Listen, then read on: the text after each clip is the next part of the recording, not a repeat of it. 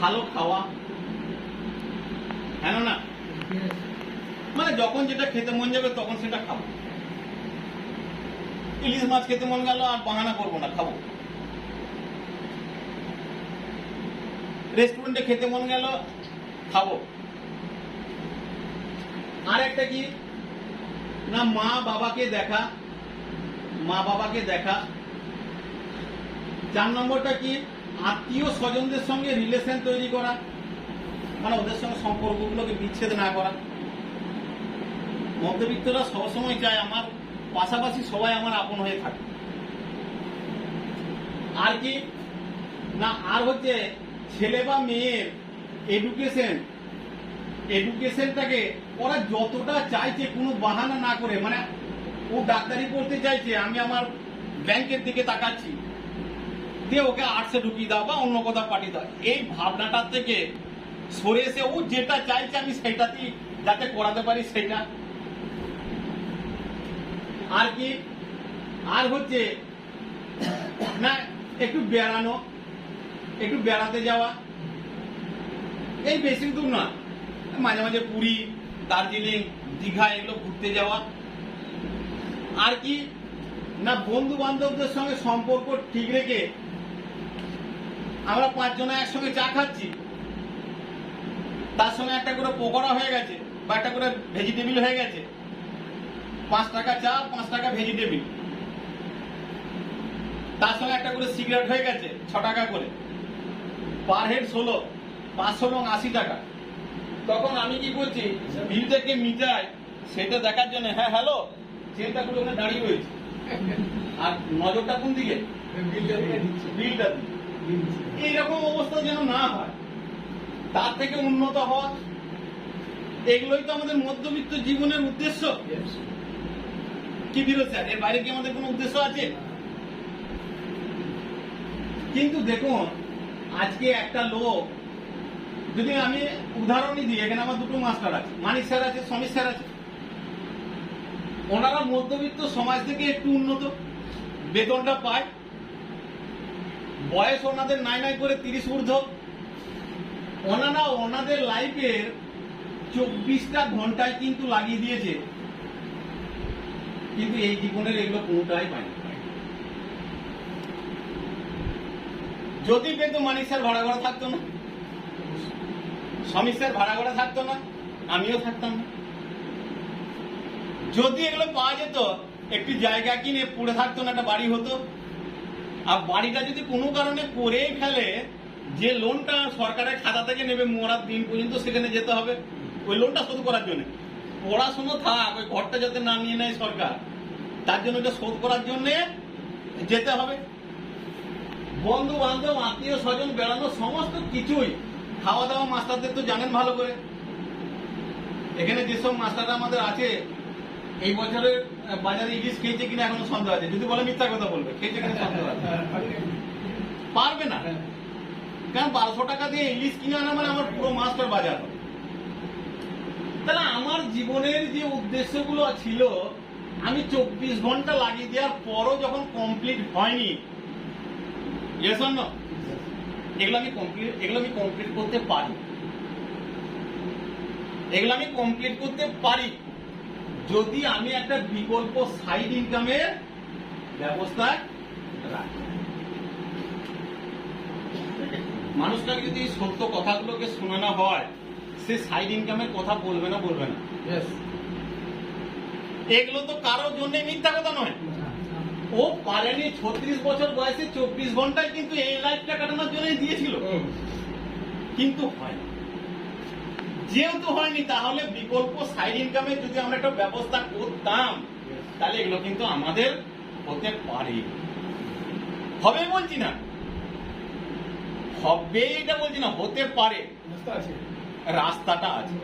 এই ব্যবসায় সবাই আবেগে আসে কিন্তু সফল হয় না কেন? এই ব্যবসায় মাস্ট একটা জিনিস দরকার, তার নাম হচ্ছে এডুকেশন। এডুকেশন, এডুকেশন ছাড়া এত বড় আভিজাত্যের ব্যবসা, এর যে নির্দিষ্ট একটা সাইকোলজি ফান্ডা আছে, এইটা ছাড়া কেউ এক পাও আগাতে পারবে না। এই এডুকেশন সিস্টেমে কি শেখানো হয় না, আপনি কোথায় কি বলবেন, কোন মানুষটাকে আপনি চিনবেন, সেই চিনাটা আপনাকে আগে শেখানো হবে। প্রথম আপনাকে শেখানো হবে আপনি কিভাবে কথা বলা শিখবেন। এই ব্যবসায় বহু সংখ্যক মানুষ আছে, সবাই সফল হয় না, কিন্তু সবাইকারই সফল হওয়ার জায়গা আছে। কে সফল হয়? যে ধৈর্য ধরে আগে প্রপার ইনভেস্টটা করে। কি ইনভেস্ট? ব্রেনের উপরে ইনভেস্টটা যে আগে করে। ধনী যারা হয়েছে তারা কেউ কিন্তু এই বালসি হাই স্কুলে বা সমীর মাস্টার কিংবা মালিক মাস্টারের প্রাইমারি স্কুলে কিংবা আমার হাই স্কুলে কোনো শালা পড়াশোনা করেনি। তারা হার্ভার্ড বিশ্ববিদ্যালয় কিংবা ওই সমতুল্য ইউনিভার্সিটি থেকে নলেজ নিয়ে এসেছে। এসব না, তাদের নলেজটা সেই জায়গার নলেজ। আর আমাদের নলেজটা কোথায়? যে নলেজটাতে শুধুমাত্র খেয়ে পরে বেঁচে থাকার মতো জীবনযাপন করে তাদের নলেজ। আর ওখানে ভর্তি হতেই যে টাকাটা লাগে, সেই টাকাটা আমার এখানে মাস্টারের সারা লাইফের বেতন হবে না। তারা সেই নলেজটা নিয়েছে বলেই তারা কিন্তু আজ ধীরুভাই আম্বানি তৈরি করেছে। কিন্তু মুকেশ আম্বানি এই আভিজাত্যটা তৈরি করার জন্য কোথা থেকে এডুকেশন নিয়েছে দেখুন। এডুকেশনটা আগে দরকার। ওই হার্ভার্ড বিশ্ববিদ্যালয়ের এডুকেশনটা আমাদের বালসি ট্রেনিং সেন্টারে হচ্ছে, কেউ খোঁজ রাখে না। কেউ খোঁজ রাখে না। এটা এই ট্রেনিংটা আগে নিতে হবে। প্রথম আপনাকে শেখানো হবে আপনি কিভাবে মুখটা খুলবেন। এগুলো তো খুব ইজি, আপনার সবই হয়ে যাবে। কিন্তু এগুলো পেতে গেলে প্রথম এই জায়গাটা জানতে হবে মানুষ কেন এখানে সফল হয় না। প্রত্যেকটা মানুষ কেউ পিছাতে চাইবে না এডুকেশন থেকে, কারণ প্রত্যেকটি মানুষ ভাবে আমি সবচেয়ে বেশি শিক্ষিত লোক। এখানে হেরে যায় কেন? কারণ এখানে প্রথম এই জায়গাটাতে এসেই আমরা যে ভুলগুলো প্রথম থেকে করে করে আসছি, এসেই মানুষকে আগে পড়া ধরে দিচ্ছি। বিচত ভাই, আপনাকে সে যখনই বলছে কি করতে হবে, তার মানে তার ধারণা কি 5,000 টাকা কি 10,000 টাকা দিতে হবে আর আধার কার্ড এগুলো দিতে হবে। আপনি ওই জায়গাটার থেকে দূরে থাকবেন। কাকে প্রোগ্রামের কথা বলছি? এটা ডায়মন্ডকে, যাকে আপনি ডায়মন্ড বানাতে চাইছেন, যার যে ফার্স্ট ইনকামার ইতিমধ্যেই আছে। একমাত্র সেই ইনকাম করতে পারে যার ইনকাম আছে। পৃথিবীতে সবাই ইনকাম করতে পারে না। তাকে কখনো যে 200 টাকার লেবার তাকে তুলে এনে করোড়পতি বানানো যায় না। তাকেই করোড়পতি বানানো যায় যার ইনকাম আছে। কারণ যার টাকা আছে সেই টাকার মূল্য। যার 200 টাকা ইনকাম তার এই ট্রেনিং সেন্টারে আসতে হাজার অজুহাত। কিন্তু যার 3 লাখ টাকা ইনকাম সে আমার থেকেও বড় ট্রেনার খুঁজে বেড়াচ্ছে। এজন্য এর জন্য ইনভেস্টটা কোথায় করতে হবে? আগে ব্রেনে করতে হবে। আজকে আপনাদের ইনকাম 450 হয় না বলে আমার মতো ট্রেনার দরকার আপনাদের। যেদিন তরুণ প্রধানের মতো 2,10,000 আপনারা ইনকাম করবেন, সেদিন আপনি সলিল মেতুকে খুঁজে বেড়াবেন। এজন্য এর জন্য মুকেশ আম্বানির ছেলেরা ওরা ওই 200 টাকা রোজগার করবো, মাসের শেষে 40,000 টাকা পাবো, এটার জন্য নয়। ওরা 40,000 দিয়ে 4 লাখ লোক পুষবে, তার জন্য ট্রেনিং নিতে যায় হার্ভার্ড বিশ্ববিদ্যালয়ে। কথা বুঝতে পারছি? কারণ প্রতি মাসে 16 লক্ষ টাকা দিতে হয় ভারত সরকারকে, শুধু মুকেশ আম্বানিকে যারা গার্ড দেয় সেই বাহিনীটাকে। খাওয়া দাওয়া আলাদা আছে, শুধু 16 লাখ টাকা দিতে হয়।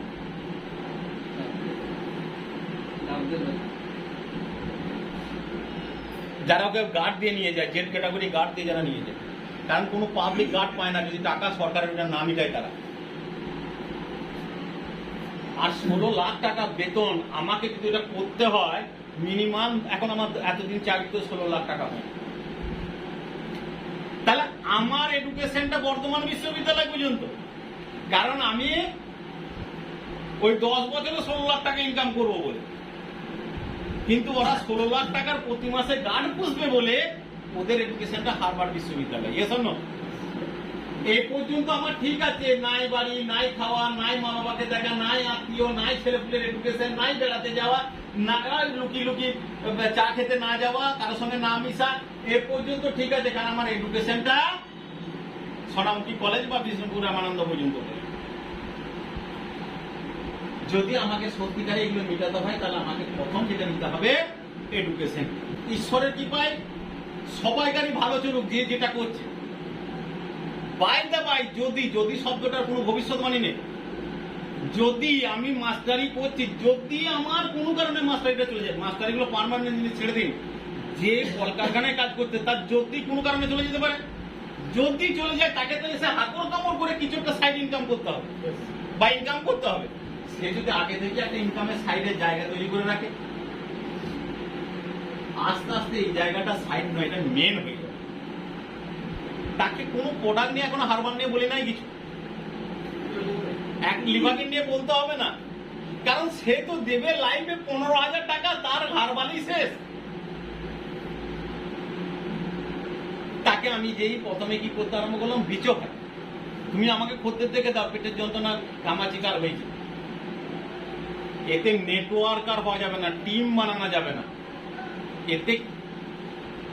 এতে কিছুটা পয়সা হবে কিন্তু সম্পত্তি তৈরি হবে না।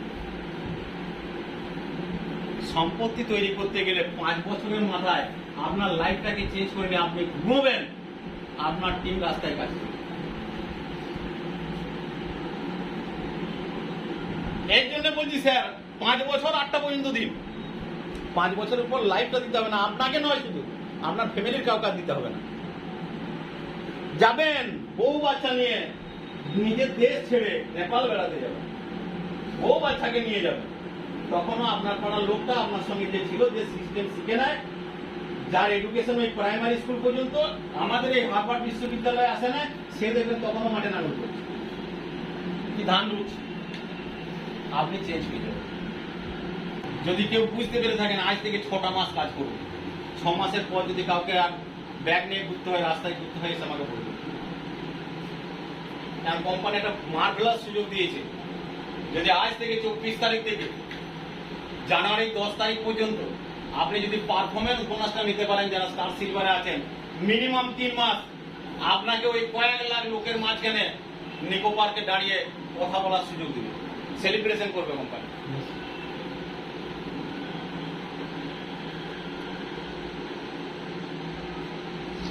ছটা মাস এই লেভেলে পরিশ্রম করুন, শিখুন।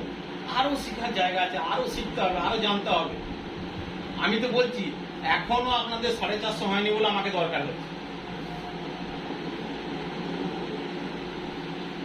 যেদিন আপনাদের জন্য 1 করোড় অপেক্ষা করবে। আরে ওগুলো তো মানুষই পাচ্ছে না। তরুণ প্রধান তো মানুষ, অমিত রায়ও মানুষ, ধর্মেন্দ্র মাহাতো মানুষ, আর আমিও মানুষ। পার্থক্য খালি থিঙ্কিং। কিছু শ্রেণীর গোড়া আছে, তারা ওই ব্রেনে শুধু একটাই দিয়েছে, ধনীদের ইনভেস্ট হচ্ছে ব্রেনে, আর গরিবদের ইনভেস্ট কোথায় বলেছি?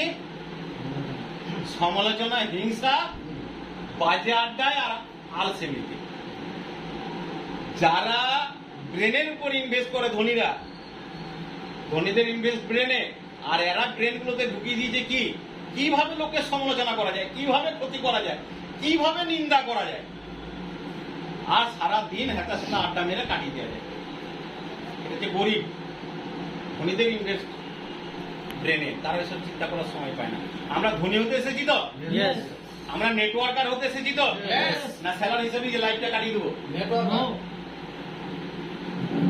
যে গর্ব করবো আমি 10টা কোম্পানি করেছি রে, কিচ্ছু হয়নি এখান থেকে। পাল্টাতে হবে নিজেদের।